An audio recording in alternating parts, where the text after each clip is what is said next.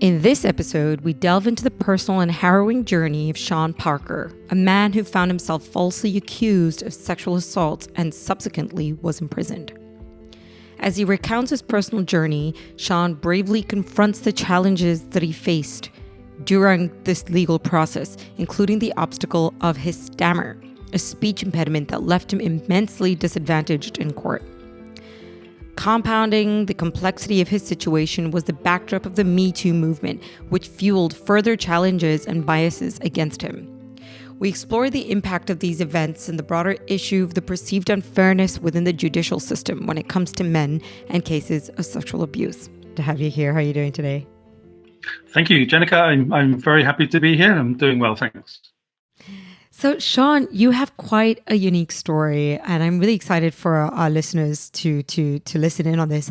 We've never done anything like this before. We've had, individuals who have gone through the system, been incarcerated, but never with a situation where someone's been wrongfully incarcerated. So I think this would be a really interesting conversation to have, especially with regards to the criminal justice system, and just like in general, what are, the certain, perhaps even flaws with the system. So why don't you start off by just telling us a little bit about yourself, where you're from? Sure thing. Yes, I'm a writer and artist and academic. That's what's on my CV. I live on the south coast of England in the UK, and I am also the editor of False Allegations Watch, which is a part of Empowering the Innocent organisation, which operates out of Bristol University under Dr. Michael Norton. Because of what I've been through in the justice system over the last 6 years, and the attention I've given that, and the understanding of other people's cases and the politics behind it all. And at the same time, I was a writer before all that on arts and culture. So I've I used to be a MUSIC writer, music writer, and because of my stammer, I'm also an expert in stammering, and I did a TED talk about that about 10 years ago in Istanbul, stammering and creativity, and I've just kind of published a book on that subject as well. So being a guy with lots of different interests, I attempt to bring that in together as a writer, with a special interest in justice reform. Wow, that's really interesting. And I like how you've taken all these different unique qualities, quirks about your own life and your own story and your own experience, and have actually decided to study it further, research on it, become an expert on those topics, and actually take the full lead and control over those little aspects of your life and the things that make you and your story really unique. So you mentioned the stammer. Let's start with that a little bit. Can you tell us about, were you born with this, or was it something that was developed? There's a lot of different sort of ideas and theories about where the stammer comes from, and what a lot of speech therapists have decided is that it's a combination of the neurological, so your genes and your upbringing, and together, as lots of psychological conditions are. And I add into that in the book a sort of cosmological aspect, or spiritual even, as in, we are people of the universe, and the thing that kind of creates your soul, if you believe in such a thing, is your essence. And that's a part of it as well. So it's not just the nature and the nurture, it's also you as a soul. So I kind of talk about all that inside it. In answer to your question, though, I've got to neurological, with my personal stammer, we're all different. I've got a definite hint of that in my dad, who had a clustering stammer. Not my mum, though, who's unbelievably fluent as a speech therapist. Yeah. Yeah, and but the upbringing was very combative, verbose, older brother, people chit-chatting everywhere, and I just went quiet and didn't even bother chipping in because it all looked too toxic for me. So that then a stammer will naturally come about just from not engaging. If you do engage, when you're shut down by your darling brother, then it might become a stammer. Yeah, right. So what I'm understanding is that it can also be driven by circumstance. Oh yes, yes, yeah. Quite a lot of kids have it as they grow. I don't really know the percentages, but it's like a high percentage of like 10 to 15 of children have some sort of a speech thing as they grow up. But about age 6 to 10, it falls away, and just of its own accord, and as life does. But for some of us, it persists, maybe because of being stubborn or because of being, that's where the neurology comes into it, because you've got the muscle memory and it probably hardens around the speech development. This is all things I've worked out from doing it as opposed to studying it, Right. And but it's not kind of unavoidable. And the thing is that concerned parents are like, what are we going to do about Johnny? Johnny's going to be fine. It's just it's a thing that he or she is doing. And as you get older, you just have to kind of learn to the techniques that we all have, and the good and bad days. And like, for example, I'm now much better. We're not supposed to say better in the disability world, but anyway, I'm much better than I was about 20 years ago before I started teaching, for example. So there's all kinds of things you can do to make it better, right. or help out in life. Let's put it that way. Right. What was some of the things or practices that you had to do in your journey to change it, to make it more manageable or better for you? Yeah, I've done pretty much every sort of therapy under the sun, from conventional speech therapy back in the 80s with my mum's friends, to hypnotherapy and beginning of the 90s. This is all very enjoyable and it was very relaxing stuff, but enjoyable and relaxing doesn't necessarily make perfect speech. So after my dad died in the late 90s, I had basically a breakdown, emotional, mental breakdown, and I started to drink too much, as people do, and I did, and that became its own quite a serious situation there. At the same time, I was at university, and I completed that, and I wanted to be a teacher of art. Ended up being a teacher of English and cultural studies in Istanbul, to which I'd moved. But before I did that, I'm like, I have to get this stammer that I do into a handleable place, even if that doesn't mean cure. So I went to the Central School of Speech and Drama, City Literary Institute in London, not Central School of Speech and Drama, that's something else. I went to this place, City Lit, where they do lots of speech courses, and did some therapy, which was really, really helpful. And I learned lots of techniques, like the voluntary stammering, which I will do to help my speech now, for example. To stammer on things where you don't think you're going to stammer takes away from the stress when you do. It's a brilliant technique. Yeah, I know. It's a real sort of secret to people who do stammer and don't. It's like, it's a revelatory way to get the stress out of speaking. Right. Oh, that's so interesting. Yeah, that's amazing. Are there, I don't know about in the 80s, in the 90s, or now, medication treatments like that individuals can take? Yes, sure. For those who enjoy such things or respond to them or want them, antidepressants do actually help for lots of people who stammer. The reduction in serotonin or dopamine, I would forget, but or the increase or whatever, has a side effect of the relaxation of the speech muscles in some way. I don't want to get into the medics of it too much because it's not my speciality, but antidepressants do help stammerers sometimes, and it helps with the mood behind the stress of the stammering too. Perhaps you stop caring so much, I don't know. Or when we speak, we have a desire to be listened to communicate, to get the message across. That's where it comes from with me and lots of other stammerers. So perhaps antidepressants take away from that urge somewhat. Right. And there's also a behind the ear device that they use. Some people use like a hearing aid, which feeds back your speech to you as you're speaking, which is an amazing device.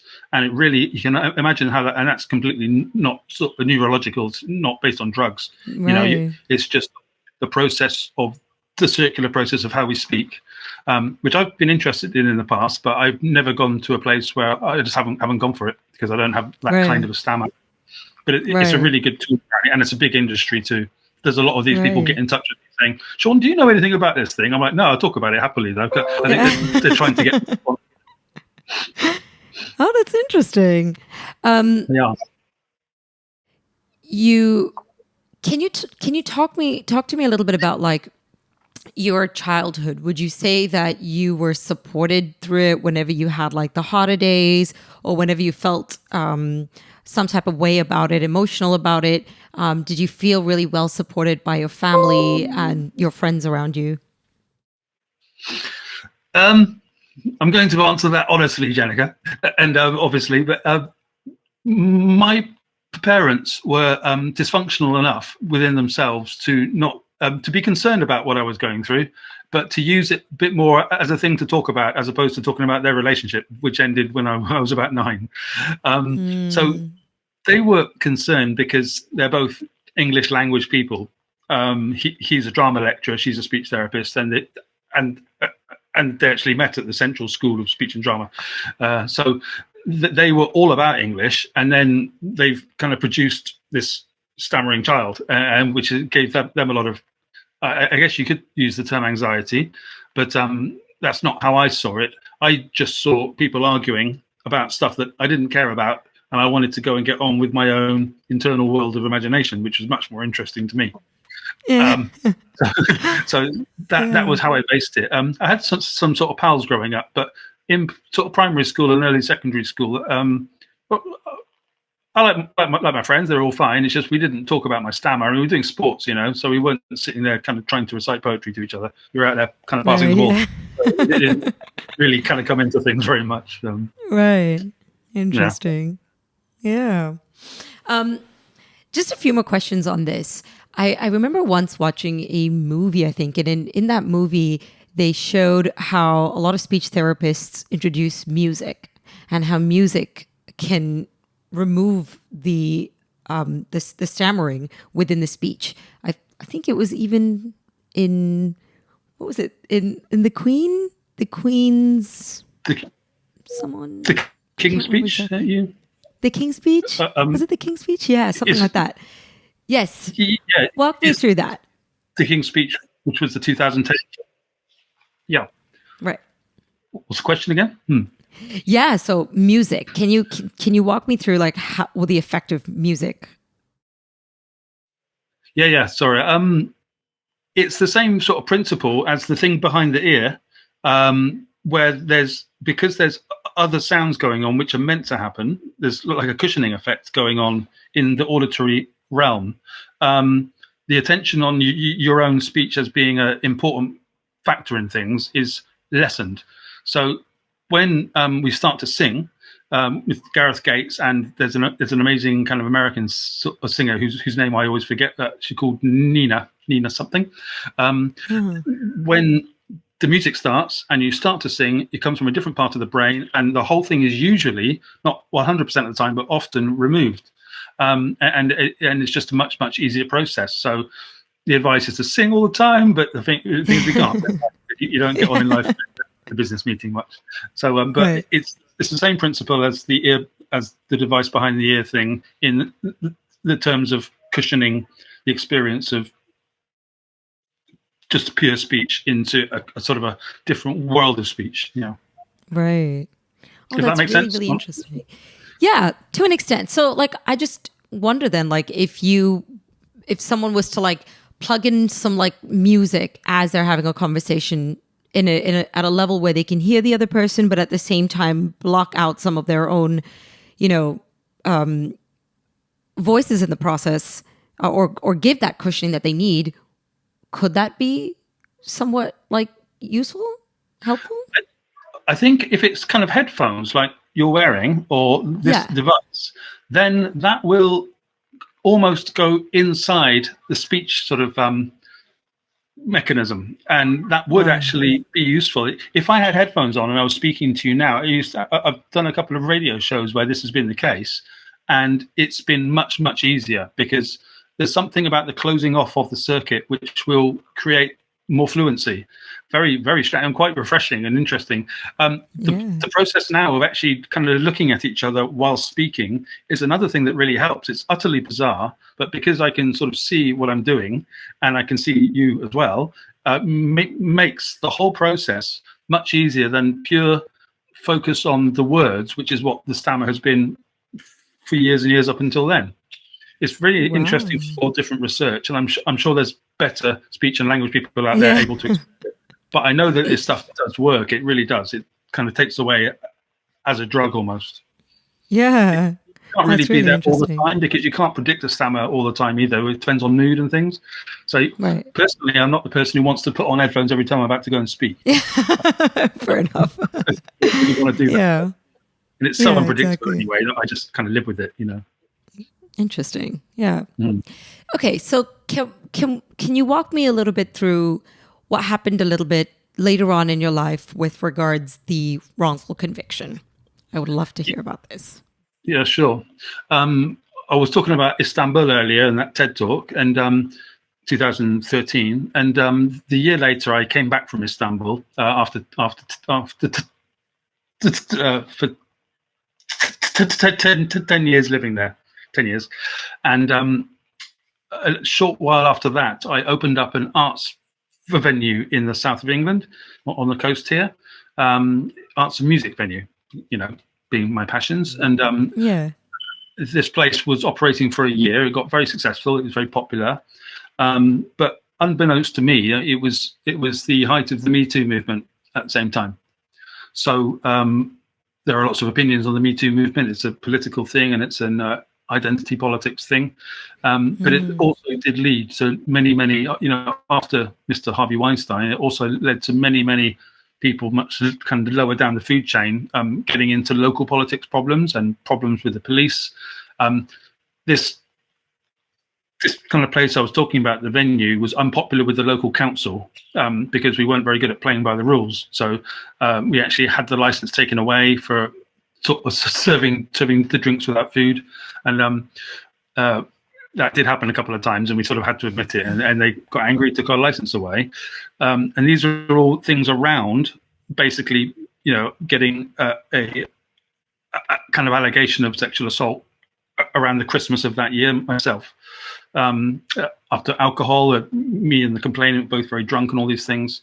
There are lots of things in the backstory to this which I'm appealing, so I can't be completely out there about it, but I'll happily come back to you in the future to do so.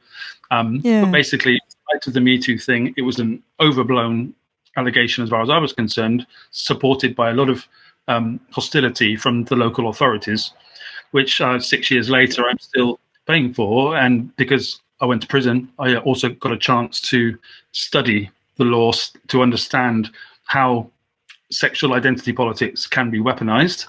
And now that's what I do for Empowering the Innocent. I help other people through.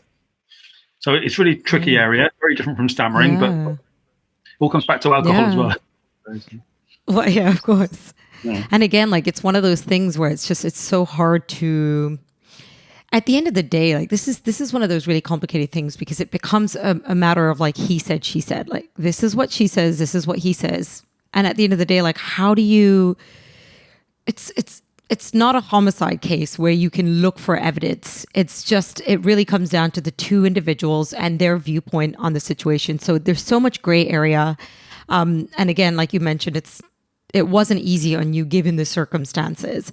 Can you talk to me a little bit about the whole idea of innocence until proven guilty? Because I seem to come across so many cases of late where, you know, there is already going into it this bias, because, you know, the local police officers already have this like idea about an individual, or like in the first few minutes of meeting them, they develop this impression and they just become really adamant on proving that point, their own particular idea. So how does this whole concept of like innocent until proven guilty even work? Yeah. So that's it's the cognitive bias that you're talking about there with the officer who's decided immediately, and that's a lot more common than and they don't have to prove that, they just have to pursue it, and they pursue it all the time. The innocent until proven guilty principle was developed in England, actually, in the British Isles, Scotland, to 200, 300 years ago. The Enlightenment principles of it's kind of better to let 100 guilty people go than to have one innocent person in prison, which sounds sort of beautiful and strange, but when you think about it, it's about not doing the wrong thing. And that principle, the power feminists, I have to use that term, kind of over the last 50 years. I'm a feminist, by the way, as is Dr. Michael Norton, my kind of managing editor. We're supportive of the principles of feminism. Never want that to be forgotten. But the power feminists have kind of turned that principle of innocence till proven guilt on its head by slipping through various things to catch or to punish kind of increasing kind of numbers of insufficiently risk-averse men, which is what I call people in my boat and people that we see in the news every single day. And over the last sort of 10 years in the US, the Title IX decrees, which can operate an accusation at a college campus on the campus rape epidemic, as they called it 10 years ago. You don't have to have evidence. You can just pursue this and get these young college students' kind of futures destroyed just without due process. And we've imported that into England, and we're doing that now with Operation Soteria. It's a huge industry, so the lawyers always win. We always have to remember that the lawyers always win on both sides. Right. Bless them. They can be useful. But now we've got this position where basically if an allegation is made, the person's, even if they don't go to prison or even charged, their career is ended. And Empowering the Innocent False Allegations Watch, and kind of my personal experience, though I wasn't particularly famous before it all happened. The BBC kind of cancelled my kind of plays with the music. The TED Talk was taken down by TED. All of this without any consultation. And it's so I've experienced cancellation and how brutal that is for an artist.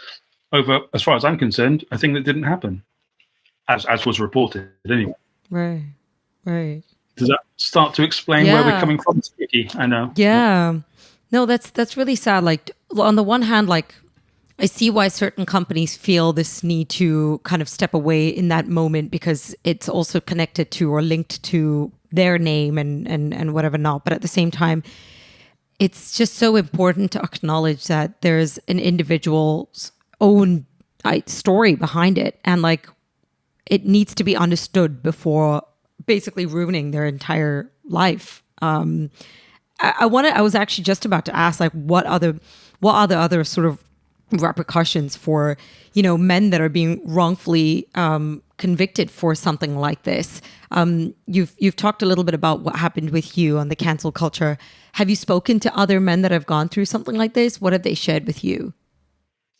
Yeah, absolutely. Kind of inside, I had sort of lots of pals who were either wrongfully convicted or they claimed to be wrongfully convicted. And you do need to have a acuity about this to sort of say, and what you start to realize from that process is that it's not all kind of nothing happened. It's that it's spurious. The thing isn't what was said. So before you know it, a person having their sort of knee touched at a restaurant becomes up there with a violent stranger rape. And there's some sort of a spectrum of the same thing. And it just really isn't the same spectrum. And what we're trying to point out is you have to come out and be open and honest about these things, as opposed to political as everybody else is. And, we can't talk about this because of the reputational damage, which is what you're hinting towards. Reputational damage is just a massive, it's a race to the bottom, because you won't have any interesting art if we're constantly talking about the behaviors of Picasso, because he used to be a womanizer in the 1950s. Yeah. We're not going to have any of his 30,000 paintings. I don't want to live in that world. I'm not concerned about his sex life, So to get back to your question, I had lots of pals inside who were done because of angry ex-employees who would get together and say, yeah, he touched my knee in the 1980s as well. Much more serious than a knee touch sometimes. And often there was a thing that could have very easily been rape because there was some degree of sort of force, but it's to what degree of force? And it's all these kind of grey areas that had to be sorted out in court. But because of the believe the victims policy, which we adopted here under Mr. Keir Starmer in about 2010, off America, sorry, not you guys. It almost means that the person is automatically believed, and this is anti-judicial. I understand why we'll have to believe the victims thing. Amber Heard, that case being as huge as it was, but the thing is, it's anti-judicial. You have to hear both, otherwise it's just not fair. Right. So with regards your case, were you able to gather, you or her able to gather evidence, or was that even at any point brought up in court to show both the sides? Would you feel like to an extent there was some representation for both of you?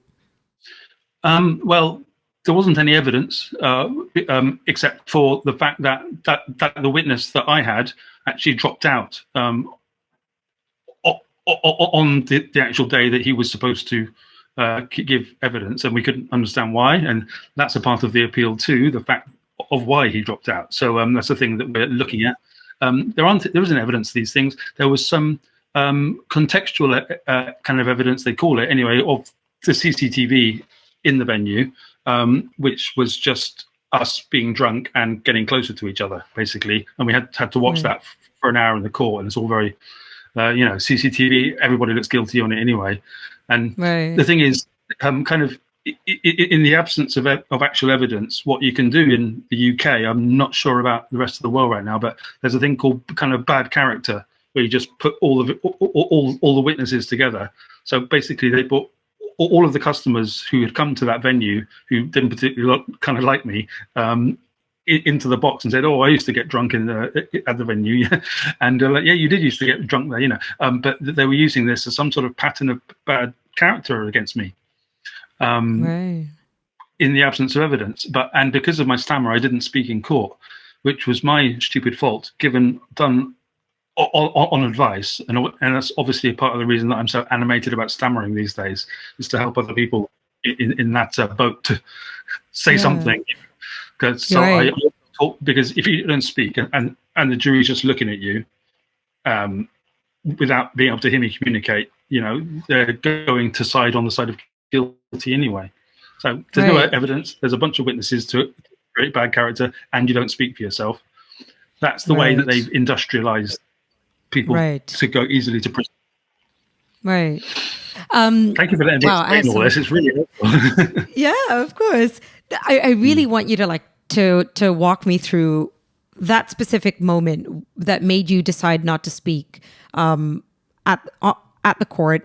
What were the events preceding that, and the things that made you decide to stop speaking in that very moment onwards? It was a couple of days into the case. It had been good on our part, as our sort of barrister was doing his job with cross-examination and everything. It was going quite well. And then on the morning that we were supposed to get the witness that I had, who was my neighbour, who had heard positive sounds from his room, to be exonerating evidence, basically, he decided to not speak, and I had to drag him there because he wasn't responding to their emails. And then he was questioned by our barrister, and he said he's going to pull out. And I said, well, we need him. And after he pulled out, it's like, damn. So I talked to the barrister, who said that because I'd been iffy about speaking all week, I sort of knew that I had to. If ever you're going to speak, you have to speak now. Sure, telling myself this, getting ready for that. Then on the Wednesday morning after that, the barrister said, possibly best you don't talk, actually. It could be seen as a sign of guilt. In private, he said this to me. And I said, right, okay, great. Something I'm not going to speak. Fantastic. That's going to be less stressful for me. And obviously, something, so it's all going to be fine. And the next day, it wasn't fine when they found against me. So I actually put that kind of into a complaint about a year later. And he said he didn't say that. So that's it. He said case. So he just said he didn't. And that's, I didn't have a way of proving it. And also, I'm not a very litigious person. I don't like to argue too much. though this is very serious. So that's what happened now. I just sort of went, fine, I'm not going to then. To avoid the sort of challenge of it, I suppose. Right. What are your thoughts on this? Do you think that an individual, and again, not only speaking to you on this particular case, but in general, if you've read about this before, the effects of stammering in court? Yeah. There's a couple of really interesting things here, actually, to that question. The first one is you don't actually get a chance to speak freely. So you have to just answer the questions of the barristers. So that's already kind of required information. So the chance of stammering is really high because it's important that the jury hears the required information. We had gone to bed at 5 a.m., that sort of thing. It might not come out like I'm speaking to you now. So difficult for defendants and complainants both, of course, and for witnesses. The courtroom's a very stressful place. I don't actually agree with how these things are done. I think conflict resolution sort of tribunals will be a much better thing all across the board.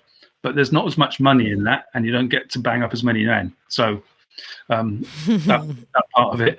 The other part you're going towards is the integrity of a speaker in any situation, possibly, where if you look at the House of Commons or the Senate in America, if the person isn't fluent and convincing, then they're sort of weak and untrustworthy. And so a stammer is in this weird sort of place between there, where the person might not necessarily be shy. I'm not particularly shy, but I stammer, and there's quite a lot of us like that. But it's seen as somehow, what's the problem? What's the weakness? That kind of thing. So there are all these different questions about how a person communicates and presents themselves, aren't there? For sure. So ultimately, it comes back to that conversation of discrimination, the prejudices that exist, the stereotypes, that people tend to connect to things. And ultimately, from the way that I see it, it comes from a lack of understanding, for better or for worse. I mean, like, it's just when an individual doesn't understand or is maybe not as exposed to, the differences in individuals, they go into assuming what they think is what it is. Do you reckon, though, like, if you were to clarify that right off the bat, just to let you all know that this is something that I have had since the age of 5, and there's no relevance of this to me standing up today. Do you think that could have changed the course? That is actually exactly what the appeal judge said, kind of in my appeal document, where I use this as a part of the things. I said I didn't get a chance to speak, and this is I think I should get a chance. He said that I had the chance to speak, and the fact that I didn't was not anything to do with my conviction. So he just got rid of that off the bat anyway. I thought that I didn't want the jury or the court. I mean, a part of the not speaking thing, let's say, was that I didn't want the jury or the court to prejudge me based on a disability.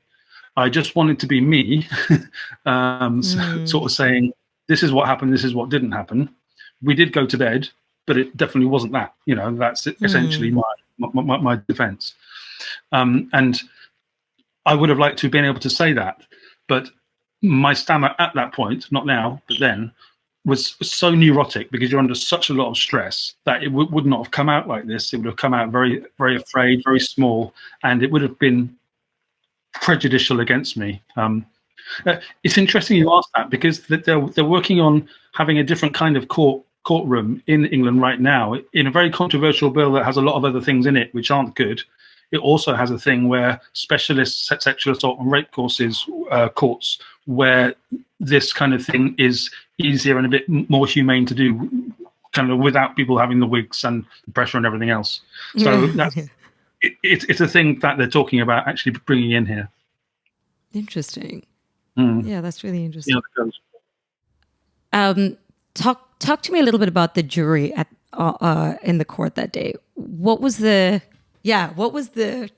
I forget the word that I wanted to use, but would you say that it was a pretty balanced jury?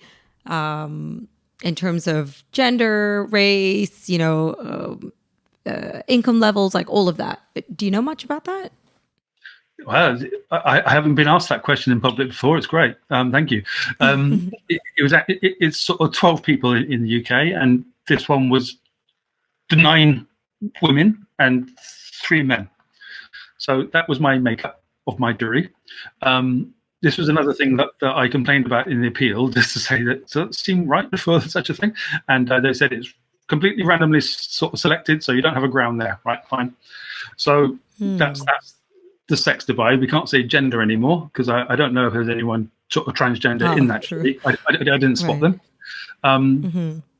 The women were all kind of people of middle age, like kind of my sort of age, in their sort of late 30s, early 40s at the time. So we were all of a type, very seriously kind of scribbling away and taking it quite seriously. And the 3 men, though, were much younger than them, like possibly 10. I don't say much like they were kids, but they were kind of younger than that, just out of college or something like that. And I don't know how much we're supposed to talk about juries here, but anyway, it's a closed case. So that was their makeup. There was one guy who was from South Asia, from perhaps your part of the world, genetically. So he looked like he was from there, but everybody else was white. I guess that's pretty much the jury. How they looked, yeah. They didn't look very happy to see me, but I don't think anybody jury looks very happy. Kind of taking that. Just like a very straight face, yeah. No, that's interesting. So do you feel like that when you walked into the courtroom and you looked at the jury in that very moment, did you have this like sinking feeling like, oh, this is gonna be a tough crowd to please? Or were you like, no, I'm hopeful. Like I believe in what actually happened, and I believed I know what happened was not what the claimant is saying it did, and I believe in my story enough to be able to convince them too. It was a combination of those both. Because you're actually sort of sitting down there in court first. But when the jury comes in, so they actually kind of came in next, and they all came in. I'm like, right, 9 women, fantastic. And they sort of kind of sat down over there, and we eyeballed each other. And of course, they're trying to work out what do I think of him visually. And then behind me is my mum and my stepdad, just the pair of them on the other side. But then there's the public gallery over there, which is full of people who hated my venue. So we kind of had this kind of culture clash there in the court. Kind of half the time it was really doomy and gothic and sort of evidence giving on such a heavy case. And the other half of the time it was really sort of happy and jolly because my barrister was a real performer, and a bunch of the people there who had come to the venue were also in that sort of kind of party mind, being quite lighthearted about the whole thing. So utterly bizarre experience. And for the whole kind of 4 days, I was just sitting there quiet in my suit, back of the room, going, "Why am I here?" And then I realized I'm here because of MeToo. Was my other basic, very early assessment, I'm afraid. Yeah. Walk me through the moment when the verdict was made. Thursday, 2018, March. I was sitting in the canteen with my mum and stepdad there, having a sandwich, very tense, very nervous. She said, well, it wasn't good about your witness, but let's see what happens. And I said, and then went and sat in the box. Everything's very tense. And the jury was called kind of back into the courtroom. They all sat down, looking as heavy as they had done all week, slightly heavier. And the tallest of the 3 men stood up, and possibly the youngest too. And he had actually seen me in the hallway just earlier that day, at the beginning of the day, and we'd acknowledged each other in the eyes. And then he apologized to the judge in public because of that. And I'm like, sorry, I don't know you, mate. So I had to apologize for that thing. And he took out the piece of paper, and we find defendant John Parker guilty. And of course, it just hits you like a ton of bricks. There's a huge gasp from the crowd over there, from the venue crowd. Half of these people were kind of friends of mine, in the sense that I'd employed them or we knew each other. We were, we'd been good until relatively recently, until this other story had interrupted everything. So there wasn't complete hatred in the court. There was just a lot of heavy drama. And I'm like, right. So I'd kind of prepared myself that morning for the possibility of this happening. I hadn't, until that day, I hadn't even thought of it as even a possibility, but I just kind of steeled myself. I had a bag to go to prison with even. I'm like, right, that bag's coming with me. So he said guilty. I looked over at my mum with my eyebrows up. We're still British, so we got to, and she went like that and gave her a kiss like that and had to go, he said, to take him downstairs. So I went off with the security guard into the lift and had a cigarette down in the cells of the court there. And we were supposed to say that, but that's what we did there at the Crown Court. Very stress relieving fag, a cigarette down there, and said, what on earth is that? He also said, I've no idea what happened there, mate, but bad luck. And that was the most communication I had then for the next 6 months or something. I actually talked to the barrister just kind of briefly after that, and he said, just see this as a break, Mr. Parker. And I'm like, just get out of here. Not right now, please. Exactly. Don't need to make light of the situation. But so they didn't, at that point, they didn't actually tell you the sentence? Was the sentence told to you later on? Correct, yeah. You get told like a week later. After the drama of that was done, it was also at the time of the Beast for the East, so everyone's sort of trying to get home, which is a snowstorm. Sorry, kind of everyone's trying to get home in the heavy snow, and so there's all this extra drama of the poor mothers of the jury. So I've got to go home to feed Johnny, so they're going home, being taken to prison. What was your question? How much later did you find out? So you said about a week later. Yeah, correct. You found your sentence. Yes, spent a couple of days in the courts of the police station there in the town of the Crown Court, and then off to Winchester prison, which is a reception prison, we call it here, or Victorian Place.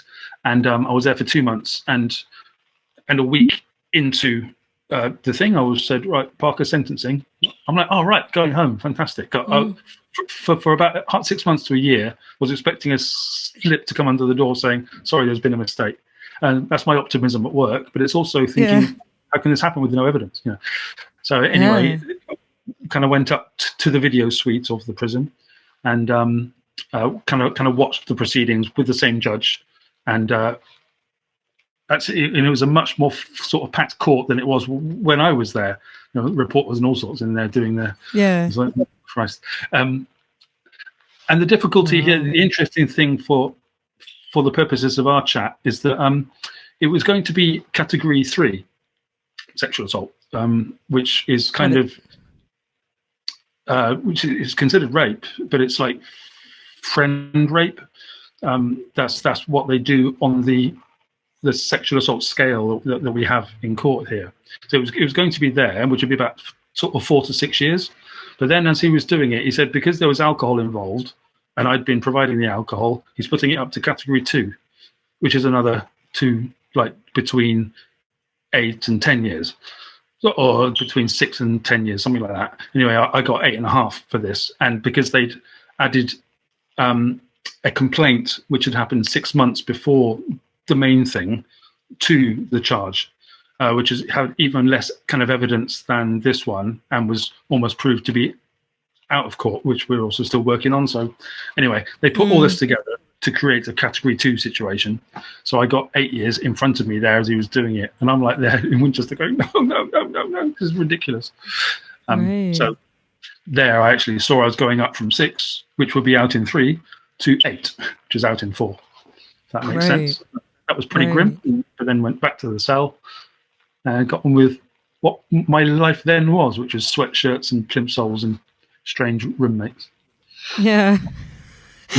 No, that's crazy. I didn't actually know that they've got categories that involve like friends, like rape, but rape with friends versus rape with a stranger would be totally different things. Well, this is a really interesting kind of area. Kind of, if you want to, you obviously do. So yeah, no. kind of category 1 is kind of campaign rape or stranger rape. So you don't know the person jumping out from behind the bushes, what the public thinks of as rape. And it's an awful thing with intent to cause harm. Penetrative sex with intent to cause harm, the classic version.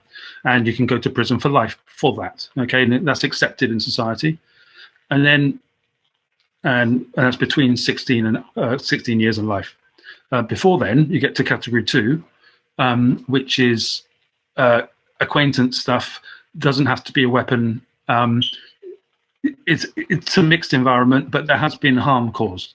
How did they work out it? Kind of in my case, that harm had been caused? Well, because of the victim statement, in which I didn't see, but I read, was the complainant talking about how she felt and the impact this had had on her relationship. That she used to be a friend of mine, so really, really delicate stuff. And it was acknowledged though by everyone that there wasn't any intent behind any action. It was a one-night stand with too much alcohol, but that can still be prosecuted in the way that it was.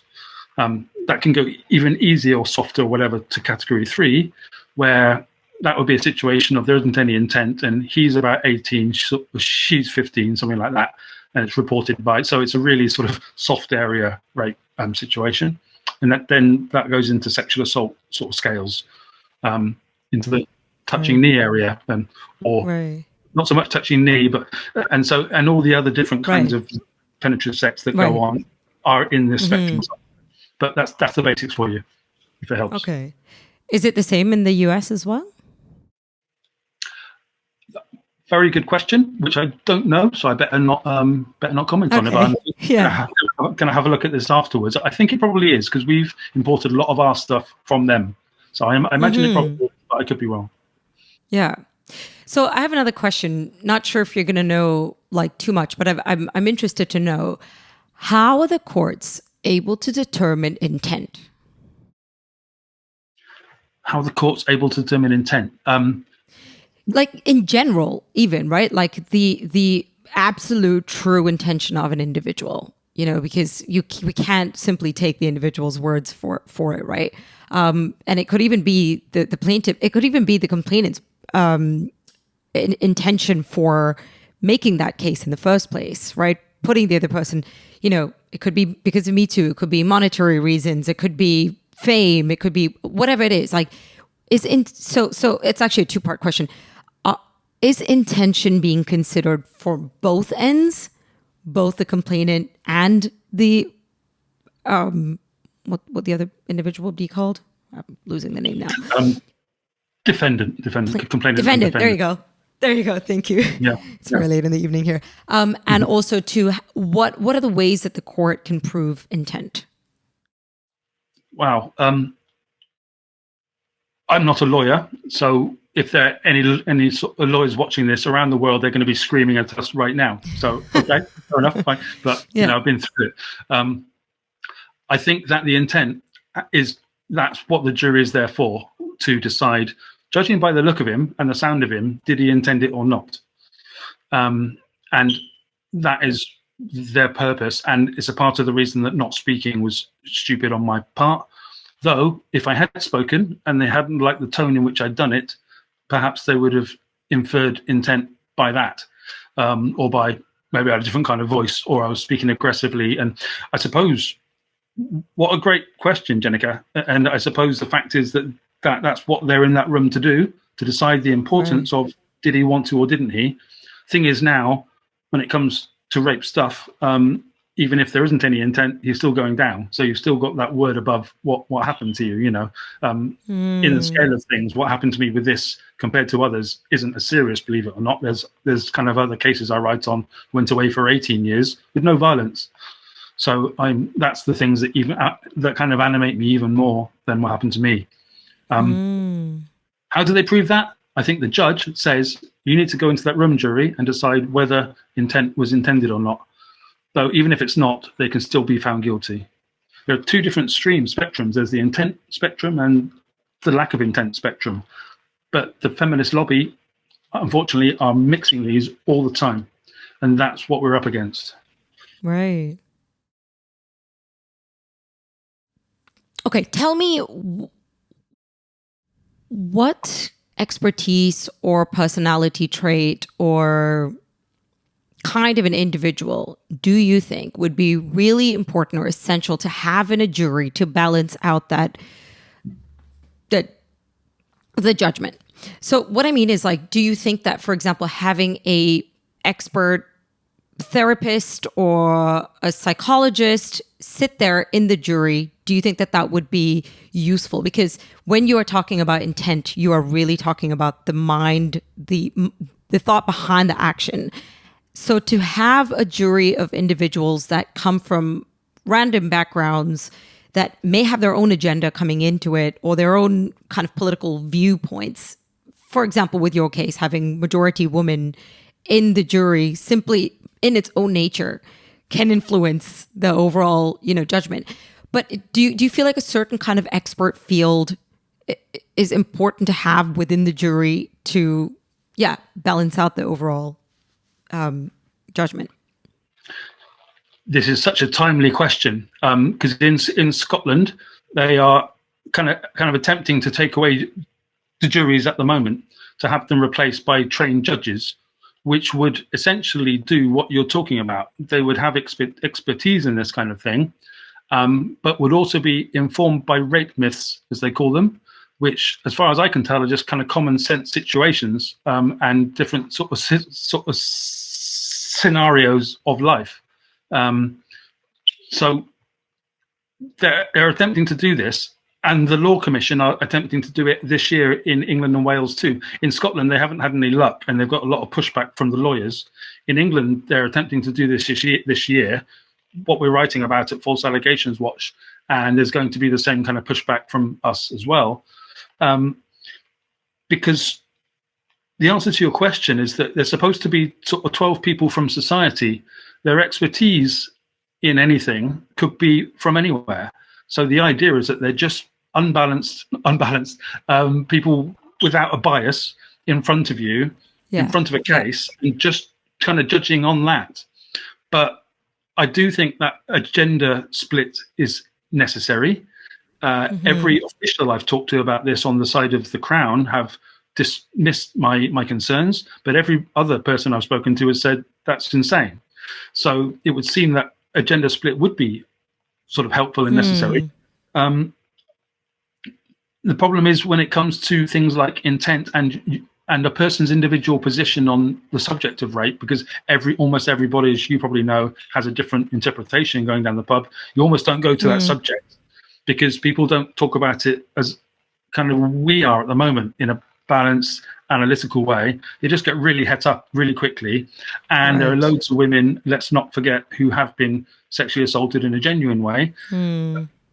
And to say that sounds like victim blaming the ones who aren't, but there's such a massive scale that the ones who have been sexually assaulted get really angry with the ones who just had the knee touch, and they don't know why they are trying to put away their husbands.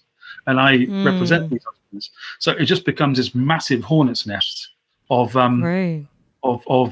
different intents and sort of purposes. And the people that have been on juries, like going back to your question, that we know about who've reported back, there's a groupthink in the jury room where if there's a narrative of like, what do you mean he didn't? Of course he did. And they'll have that row. And the weaker part, you have to be a real hardhead to sit in there and say, no. And that's what the film To 12 Angry Men with Henry Peter Fonda is all about, isn't it? Right. Back in the day. It's a wonderful film.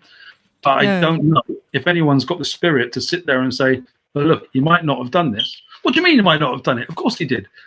Right. And all that stuff can put into a great film. It's just that sort of the messaging about the rape myths and victim blaming and things, it must be very hard to sit in that jury room of whatever sex and say, are you sure it actually happened? And then to sort of change the opinion of the whole room.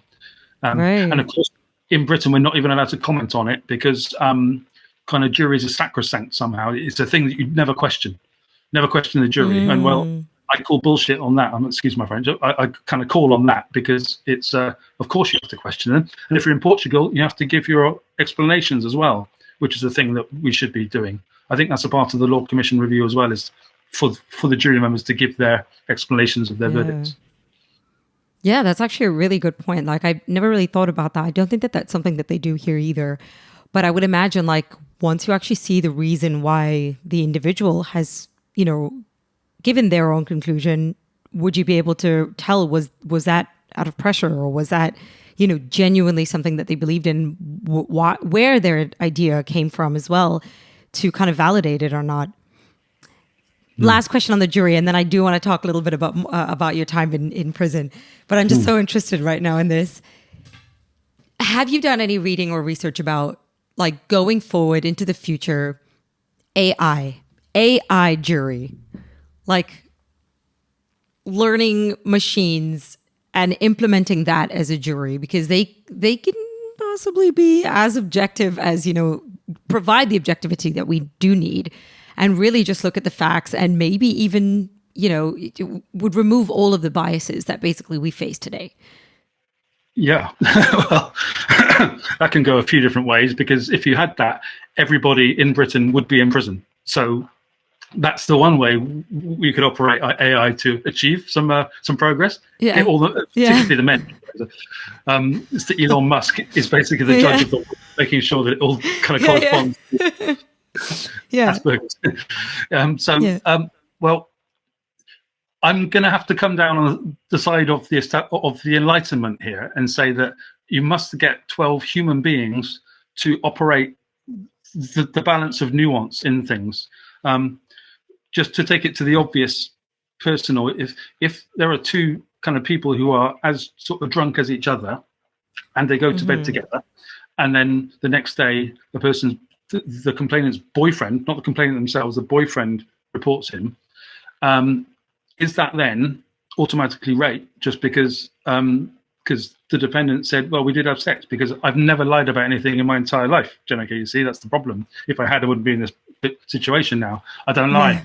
You can believe that or not. It's just how I am, And the fact is that because I told the truth, if that was an AI thing saying, well, if there's alcohol, that's your fault, even though we were both drunk and we were off. I wasn't at work anymore. I was off work. So that means that all of the drunken sex that happens kind of across the world every day, the millions of cases of it, are going to be prosecuted and are going to prison. If you take it on the AI level. How would that work? I don't know. Well, it wouldn't very long, would it? Or we give up drink, which we don't in an Islamic country at the same time. So we're... Yeah, I mean, like, it would be a very, very complex algorithm. I think we were working towards, like, artificial, like, intelligence, right? The ability for machines to learn, right? And so to you input like thousands, millions of cases into the system, and you draw out all these scenarios of, like, okay, if this happens in this condition and in this situation and that scenario, this is a kind of solution. And obviously it's really complex, and humans, every single circumstance is unique in its own way. So I don't know, AI may never get to that point of understanding the nuances of a situation quite in the way that we do, but we don't either. So, it's like one potentially flawed system versus another. I mean, I don't know. It's hard, right? But then, I think that also we have a tendency sometimes to be kind of against the idea of introducing technology into these things. You're taking away the human element of it, especially when it is something that is, all about humans. But, it has the ability to, like, remove a lot of error rates. And again, it's just based on all the objective facts that we have. This is the conclusion that we make. Ultimately, we can take that forward or not, right? The ultimate decision has to be made by us humans. But, I just imagine a world where it's able to gather all the facts and present it as objectively as necessary or as possible, and then make its decision based on all the thousands of factors and all the thousands of cases that it's collected and it's learned from it. But yeah, who knows if we'll ever get to that point. I'm just going to kind of come back to it because it's so interesting. Is that you use the term kind of, it's an objective situation, objective facts. what they've done with sexual assault and in all kinds of human interaction allegations, not crimes, allegations, is that they've turned it subjective. So it's all about how you feel about it. And as far as I know, AI hasn't got to a situation of feeling about anything. So we'd have to get that system drunk a few times. So once that AI system can prove to me it's been drunk a couple of times, then it can have some skin in the game. It can tell me what it's on about. Fair enough. Until then, it doesn't have an objective, real stance in it, does it? Yeah. It doesn't really understand what it is to be human and to be experimenting and to go through all the. That's true. Yeah, that is true. Yeah. But can we feel another person's emotion, situation, scenario quite to the T? As in, I just think about like, another person who gets drunk versus me getting drunk, that whole experience, the feeling, the hangover, the silly things that we do when we're drunk could be very different and could be really hard to resonate with another person. For example, if I see a drunk person in a bar being really violent and crazy, it may not be something I can quite relate to because maybe I might be just a really happy drunk, Mm-hmm. Again, like I don't know enough about this, but I just find it intriguing. Well, we could go on for hours on it, and I'd be very happy to.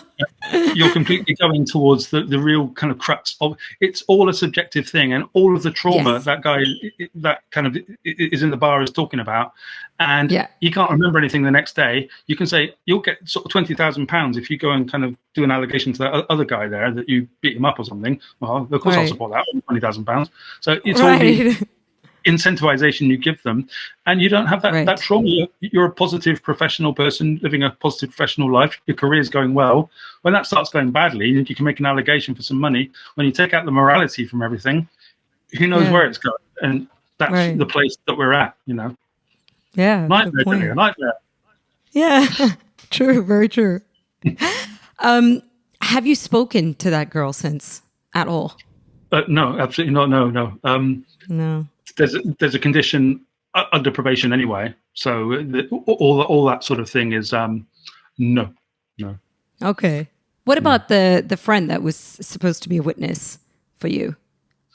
Oh well, that's in the hands of the legal gods as well. So I certainly haven't spoken to any of the antagonists of the case since then. Right. I've made some friends since, and I've talked to people who are always on my side, but there are these sides involved, and because the whole situation caused a lot of people some pain, there's no point in sort of going. It was a different community. It's the south coast of England, but it's a different community. All that happened in than the one I'm in. Right. So Okay. Back in 2018. Yeah. Right. If you could, speak to them, to your friend, what would you want to say? Wow. The reason is such a good question, because the reason that I'm doing Empowering the Innocent and False Allegations Watch now is towards conflict resolution. All the stuff you've been talking about with the juries and everything else, and I've been talking about conflict resolution sort of tribunals, and that's the humane way out of these grey area non-violent cases. If there is things on the intent spectrum where the violence happens because you've got a psycho who the society needs protecting from, then deal with that in a court.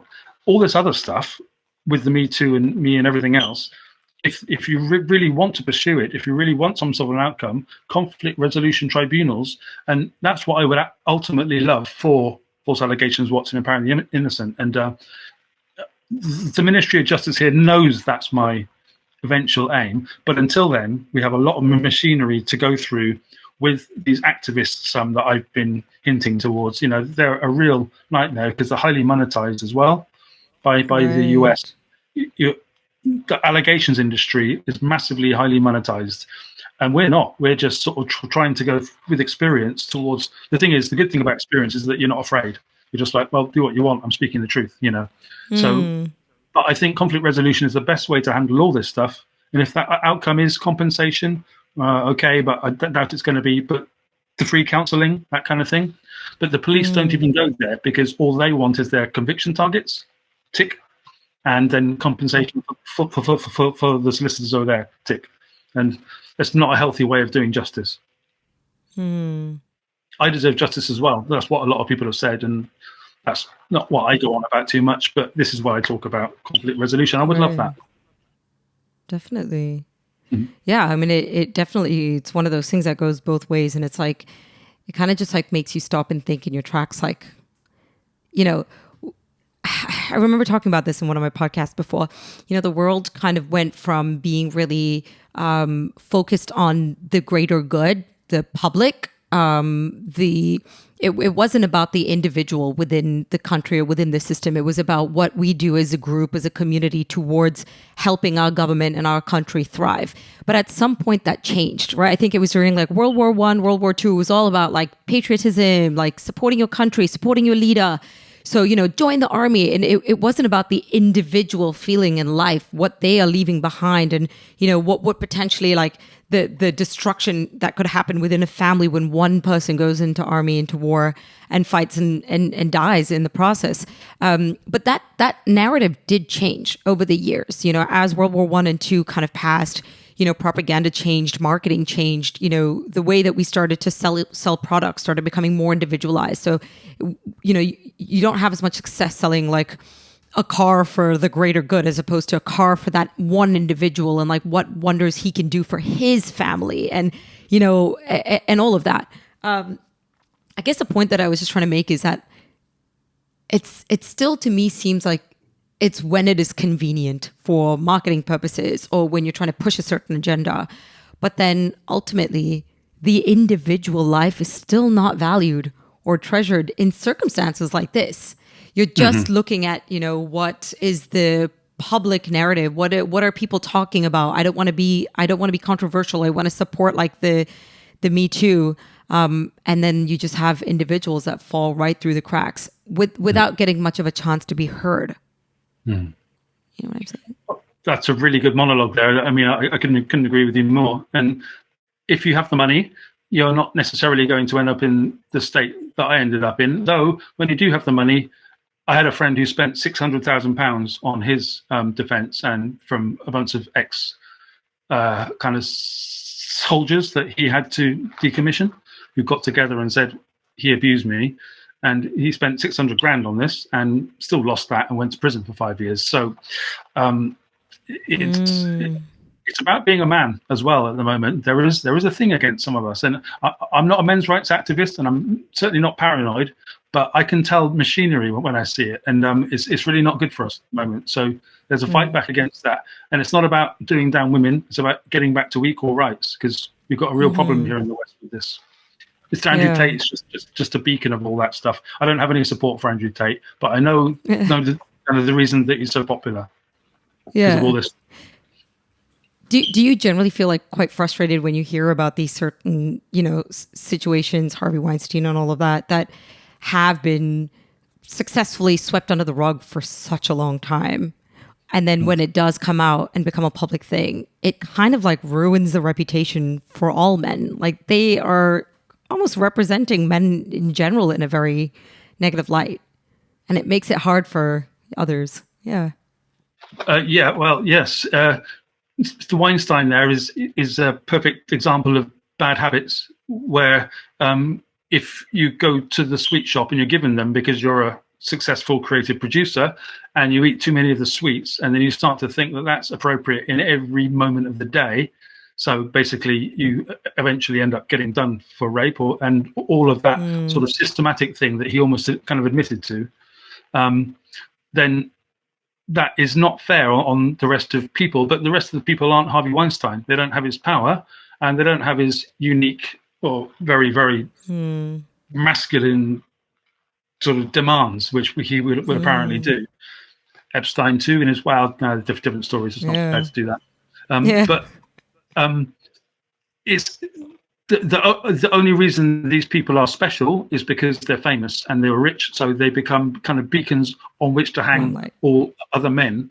But there's people that could say the same thing about me, and that I've been hung in the same way that sort of Kevin Spacey or something has. I don't know, but each of these cases have their own little set of. The thing is that the bigger you are, the harder you fall. So the reputational damage to someone like Spacey, who's just unbelievably talented, is heartbreaking to watch, because you see all the good stuff get chucked out as well, and that's Right. really, really difficult to watch, and that's what I don't support. People getting kind of rid of the good stuff just because of bad habits of the man. And these things are all connected to testosterone, which is not a toxic substance. It's just how we see various things with consent these days and how everything should absolutely be.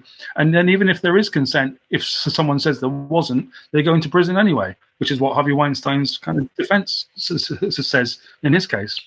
There's a lot of kind of employees who get together to take down powerful men. That is happening. Right. That's true too. Yeah. That is definitely like another perspective that I do think that maybe we'll have a lot of listeners that will be a bit uncomfortable about that, because that is a general consensus, right? I hope so. Yeah. You maintained discussion. Yeah, for sure. You maintained innocence the whole time, all the way till the end. Were you ever able to prove? I mean, not prove your innocence. I mean, did they admit to wrongfully convicting you at any point? Well, we're still in that process right now. So appealing. These things can go on forever and ever. Right. I've been out of prison for just over a year. So, but I've kind of been working on various kind of appeal things for the last couple of years. So, and we're still doing that. As I keep hinting, if I don't give you a perfectly full answer, it's because it's sort of subjudice. It's going to be dealt with somewhere else. So, understood. It's going on. I'm innocent, and in a sense that it's a spurious conviction where I've said that the sex did happen. I've never lied about that, though I could have. I'm just not the person to lie about that. But all of the consent things are put into a automatically believe her. Empowering the innocent are saying no, automatically believe someone is wrong. So it's a twisted morality situation, which you can only get through with emotional honesty and transparency that we're doing here. For example, this would have been how to sort it out in the first days. Right. Yeah. But you can't sort of forget, Jenica, that it's not the complainants that were pushing this stuff in the first place. It was their boyfriends. This has all been pushed by angry boyfriends, not by angry women. So there is that to remember. So it's not even a, Right. Yeah. So that changes like the whole scenario as well for you, because the intention is coming out to be like totally different when it is, the boyfriend complaining as opposed to the individual themselves. So.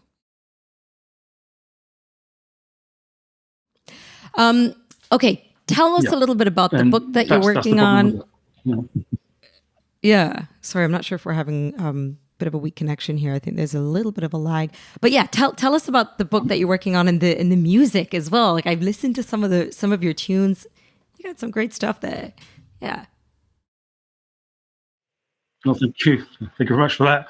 Yes, I'm a writer, and I just kind of earlier this year published my 8th book, Compelling Speech, The Stammering Enigma, that we talked about earlier. Now I'm working, it's already written, but at kind of later this year, towards Christmas, I think, I'm going to release Panopticon poetry from the justice system. So it's an official release by L.R. Price Publishers. And it's a collection of poetry about stuff that I collected there in Dartmoor and Winchester Prison over the 4 years, which is not completely disconnected from the music that I used to do. Not that I don't do music anymore. I still love to do it. I still live for music. But that's such a huge project. And I've done sort of 10 albums while I was in Istanbul mostly. And the last one was in 2018 that we released properly, though since kind of coming out, I've done a couple of kind of re-releases of the old albums to remind people of what I used to do before I went inside, and it's been quite happily received. Yeah, I mean, I suppose the kind of the genre is art rock. People used to call it art rock, and that's the best comparison kind of Talking Headsy, kind of bit of Blur, David Bowie, that sort of area. Yeah. Yeah, I got that vibe as well, for sure. Good.